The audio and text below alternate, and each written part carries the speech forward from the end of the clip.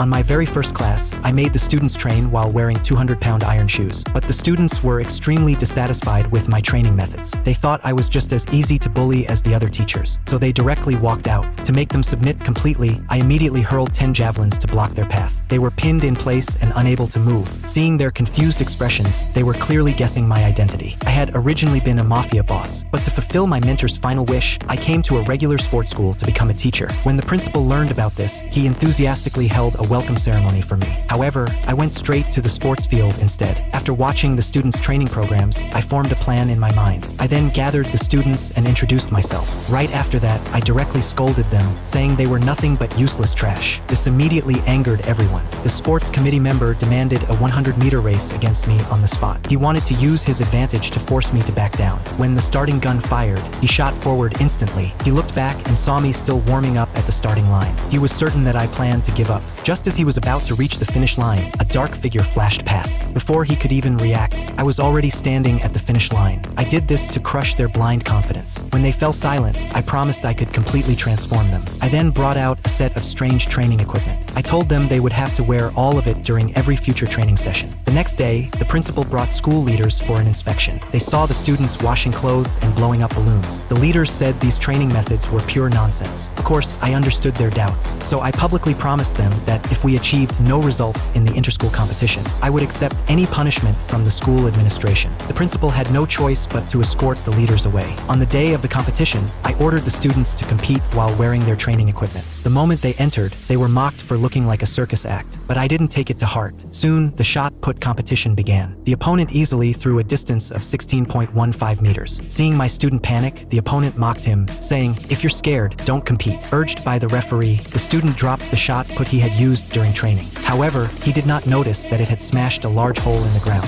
The student swallowed nervously and threw the shot put, but he nearly fell over, which immediately triggered laughter across the stadium. Parents in the stands immediately questioned the principal. They said it was wrong to entrust their children's futures to such a terrible teacher. This sparked agreement among the other parents. The principal could only do his best to calm everyone down. What no one knew was that this wasn't a decline in the student's ability. After repeated heavy load training, the student simply hadn't adapted to the now lighter shot put. When he picked it up again and threw it with full force, the referee immediately dragged out the measuring tape to record the result. But I knew this was only the beginning.